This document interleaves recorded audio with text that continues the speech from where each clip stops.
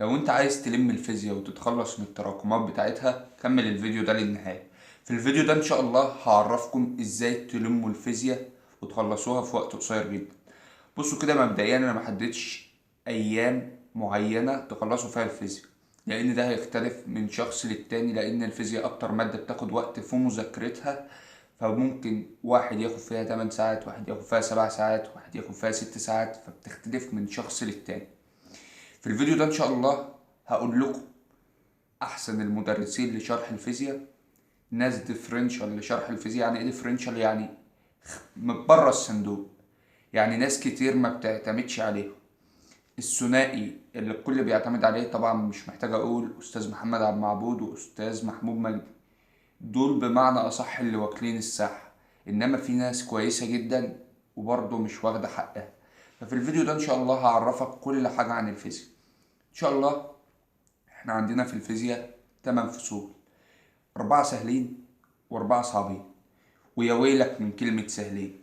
بمعنى ايه يا ويلك من كلمة سهلين؟ بمعنى ان عندي درجتين طاروا في الفيزياء وكانوا في السهلين، اللي هي الفيزياء الحديثة.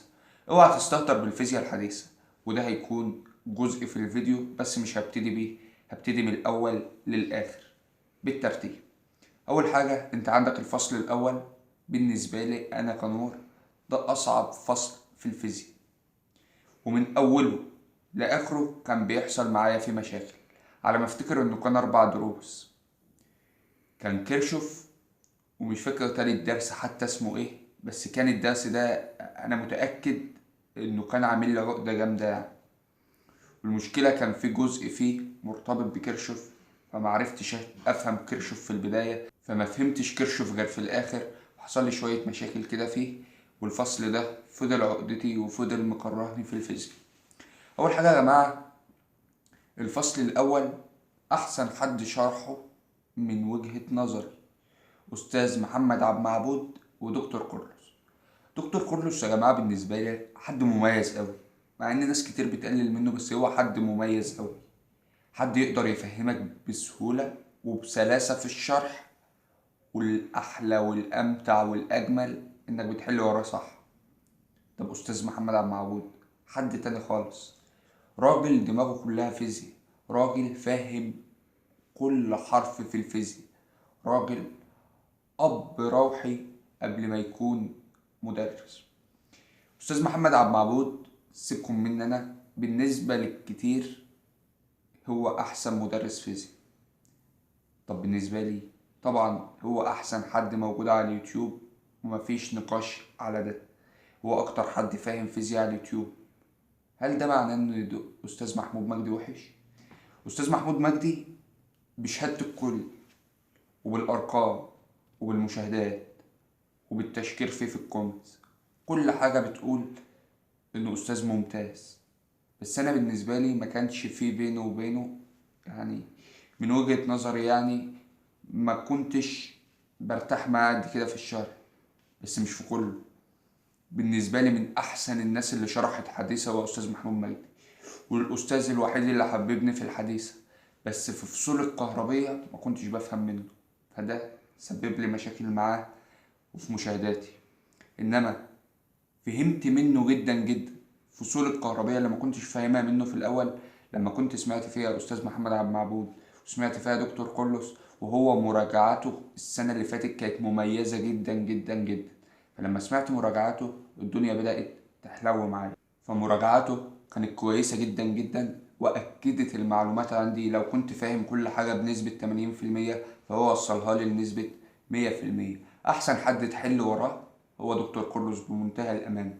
هو الأستاذ الوحيد اللي لما تسمع شرحه وتحل وراه تحس إنك بتحل بكل سهولة. مع العلم إن أستاذ زي أستاذ محمود مجدي وأستاذ محمد عبد المعبود لو جيت تحل وراهم هتغلط، مع إن أستاذ محمد عبد المعبود من وجهة نظري الأحسن على اليوتيوب كله. بس الأستاذ الوحيد اللي تحل وراه من غير غلطات أو غلطات قليلة هو دكتور كرولوس. السر في إيه؟ أنا مش عارف.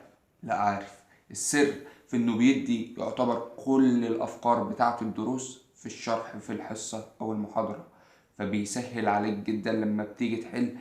فالفكرة دي دكتور كرولوس شرحها فتحل بسهولة. انما الفكرة التانية استاذ محمد عبد المعبود بيمل للافكار اللي فيها صعوبة شوية، فده ما بيوازنش الموضوع. طب السؤال الأهم في الفيديو ده هو الأسئلة اللي أستاذ محمد عبد المعبود بيحطها، أو الأسئلة اللي دكتور كرولوس بيحطها، أو الأسئلة اللي أستاذ محمود مجدي بيحطها، أكيد هما مش حاطينهم من دماغهم يعني. فلنفترض إن حد فيهم حاطط أسئلة من دماغه أو من أفكاره أو كده أو غير ذلك يعني. إيه أقرب أفكار فيهم للامتحان؟ دكتور كرولوس بأمانة خدها متدرجة من الصفر ل100% في مستوى صعوبة الأسئلة. فهو أنا شايف إن كل الأفكار اللي شرحها جت في الامتحان، كل الأفكار ما عدا فكرة أو اتنين، لأنه هو حل كتاب الامتحان وحل كتاب نيوتن، وكتاب الامتحان حرفيا أفكار الفيزياء ما خرجتش منه. طب أستاذ محمد عبد المعبود، أستاذ محمد عبد المعبود من أفكاره السهل كان كتير، بس هو كان بيميل للأفكار اللي عايزة دماغ عالية شوية. فلو أنت شخص عنده صعوبة في الفهم شوية أو كده يعني، منصحكش تتابع أستاذ محمد عبد المعبود، لأن الفيزياء بالنسبة لك هتبقى مادة معقدة، لأن أنت عايز حد شرحه سلس. فأنصحك بأستاذ محمود مجدي أو دكتور كورلوس. طب مين الناس الديفرنشال اللي أنا قلت عليهم في البداية؟ الناس اللي بره الصندوق خالص. في أستاذ اسمه أشرف حسام، ده بجد ربنا يبارك له، كان بيحل بغباء يعني.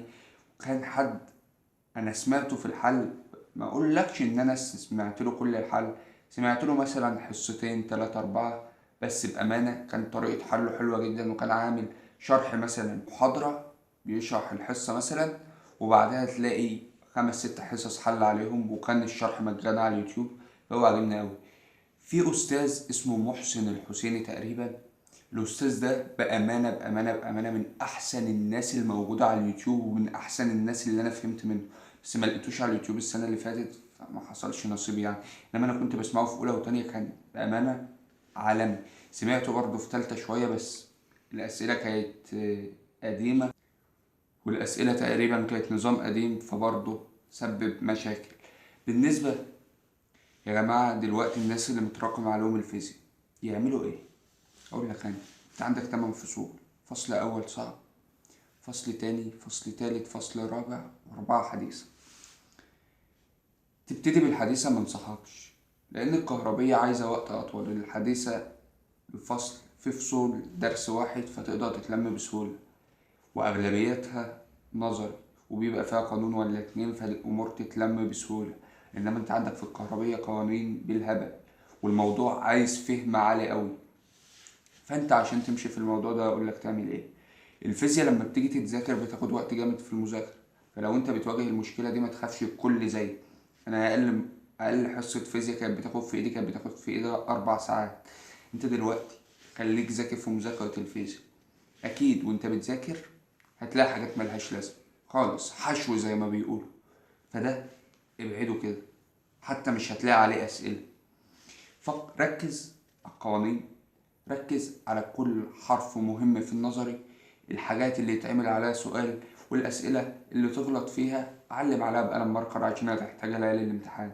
انت دلوقتي سمعت الشرح، فهمته، اقرأ واحفظ القوانين اللي فيه، واعمل كشكول للقوانين مخصوص، او طلع ورقتين 3 4 ودبسهم في الكشكول، اكتب فيهم كل قوانين الفصل واحفظهم زي اسم، مع انها هيبقوا معاك في الامتحان في كتاب المفاهيم، بس ما تعتمدش عليه خالص، ما تعتمدش عليه في النقطة دي. انت عشان يوفر معاك وقت في الامتحان، انت دلوقتي كاتب القوانين كلها وحافظها، موجودة في دماغك، العلم في الراس مش في الكراس، موجودة في دماغك، حافظهم، فهمت الشرح. تعالى بقى للحل، تحل غلط كتير. الحل الغلط المفروض ان انت دلوقتي وصلت لمرحلة ان الغلطات مفروض قلت، ولو انت شخص لسه درجات الدروس والحل وحش معاه، انا مش هقدر انافقك واقولك انك ما عندكش مشكلة، لا. في الوقت ده لو انت لسه الحل عندك وحش قوي والغلطات، مش بقولك ما بتغلطش يعني بتغلط، لا، بقولك الغلطات ما قلتش. مفيش حد ما بيغلطش، ومفيش حد مش هيغلط لحد ليلة الامتحان. ولحد الامتحان ممكن تغلط فيه عادي، وانت معرض لده عادي جدا. سؤال سهل ممكن يجي في الامتحان تغلط فيه عادي جدا. انما انا بقول دلوقتي كنتوا في اول السنة مثلا ال60 سؤال ممكن تحل منهم 30 صح و30 غلط، او 40 غلط و20 صح، لو انت لسه في نفس المرحلة دي ومفيش تطور، اعرف انك عندك مشكلة، ما اقدرش انافقك. بعد كده هنروح لنقطة، انت فهمت الشرح، حفظت القوانين، اقرأ الدرس مرة واتنين وتلاتة. وبعد ما تقرأ الدرس هقولك تركاية كده حلوة، اقرأ الدرس من كتاب المدرسة. كتاب المدرسة مش من الكتيب، كتاب المدرسة بحيث ما يكونش ناقص حرف، لأن ساعات في كتب بتنقص حاجات، زي كتاب الامتحان بتاع الشرح دفعتنا كان منقص شوية حاجات. وأحسن كتاب كان في الشرح، أحسن كتاب شرح كان للفيزياء كان كتاب نيوتن. وده يوسف ورهولي كتاب الشرح بتاع نيوتن السنة اللي فاتت، بس ما كانش للأسف الفيديو ما منزلش. حصل مشكلة يعني، والفيديوهين ما نزلوش بسبب ان هو عنده مشكلة التحميل بتاعت الفيديو قليلة جدا، لان منفعش ننقل من ايفون لموبايل. فشوية حوار كده يعني ملكوش دعوة بهم انتوا. فالفيديوهات اتمسحت. فالمشكلة هنا ان كتاب نيوتن فعلا كان احسن كتاب شرح فيزياء، فاكتشفنا ان احسن كتاب شرح فيزياء هو كتاب الوافي. لو انا قلت نيوتن من شويه اعذروني، بس هو الوافي. الوافي احسن كتاب شرح فيزياء ومش منقص حرف عن كتاب المدرسه.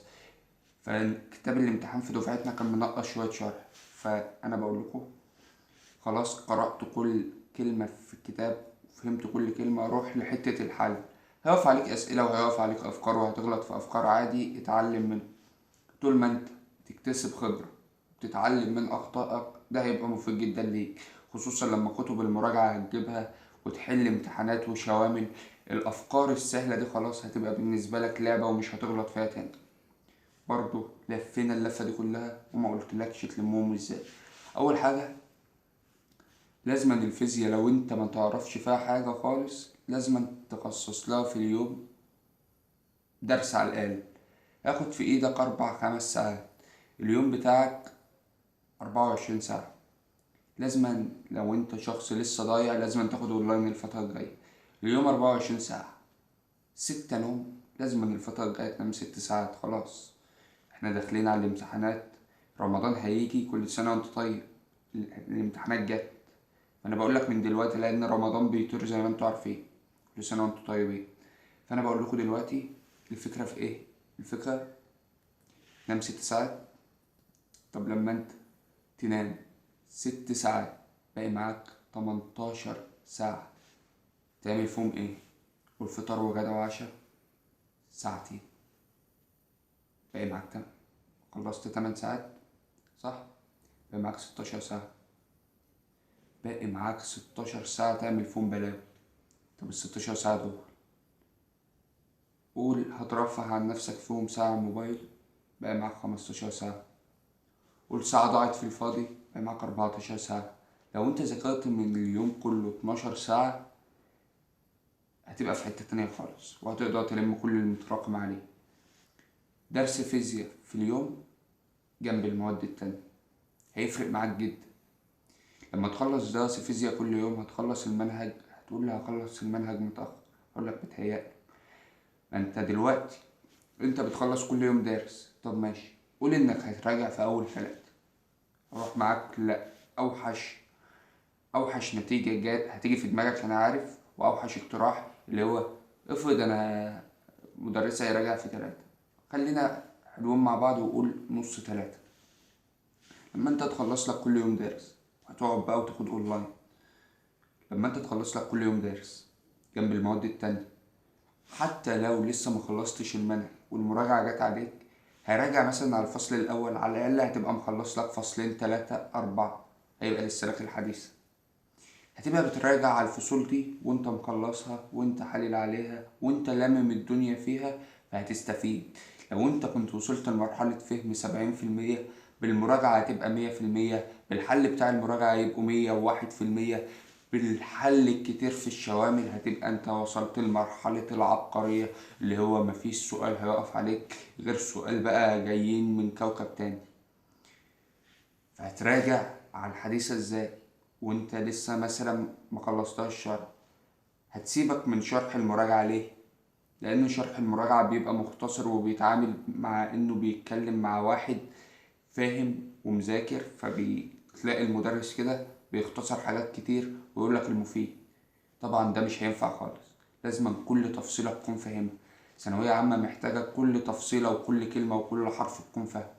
فانت لما تكون حافظه وفاهمه الدنيا هتبقى احسن بكتير مما تسمع مختصر. فبعد كده هتروح دروس الحديثة قليلة، ده مثلا الفصل يوم ما بيتمعظم بيبقى درسين تقريبا. فانت دلوقتي مش هياخد معاك اسبوع خلصتهم وحليت عليهم، انت لسه مذاكرهم طازة اصلا، فتروح تذاكرهم تسمع فيديوهات المراجعة المختصرة فيزودوا لك المعلومات وانت ملحقتش تنساه، فتأكد على الشرح اكتر وتحل عليهم من كتب المراجعة وتلاقي الشوامل بقى. تدوس في الفيزياء هتلاقي الدنيا اتلمت معاك تمام. ما لاقيش حد بالله عليكم عشان انا ما اتشلش يعني، ما لاقيش حد يقول لي الكلام ده للفيزياء. طب والمواد التانية؟ بص، اي مادة في الثانوية عامة ممكن تتلم، اي مادة، حتى العربي ده ممكن يتلم في شهرين. بس انا دايما بقول لكم ما تراكموش العربي لان انا اتوجعت منه واتقرصت منه. العربي المفروض كان يتذاكر من البداية عشان لو انت عايز تجيب فيه فول مارك او 79 78 77 كده يبقى طبعا انت جبت الفول مارك فيه. فلما اقول لك العربي المفروض يتذاكر من البداية عشان ده لمصلحتك انت، انما انت لما هتيجي تذاكره في شهرين ممكن يبقى عندك بلوى زي الفيزياء فيبقى عربي وفيزياء فالدنيا تضيع معاك خالص. فدلوقتي انت لو هتسألني الكلام ده للفيزياء، الفيزياء والكيمياء دول المادتين الوحيدتين اللي المفروض يتثبتوا كجدول يومي لو انت مراقم مادة فيهم. اكيد انت مش ظالم وهتبقى مراقم فيزياء وكيمياء ما تعرفش فيهم حاجة، اعتقد صعب.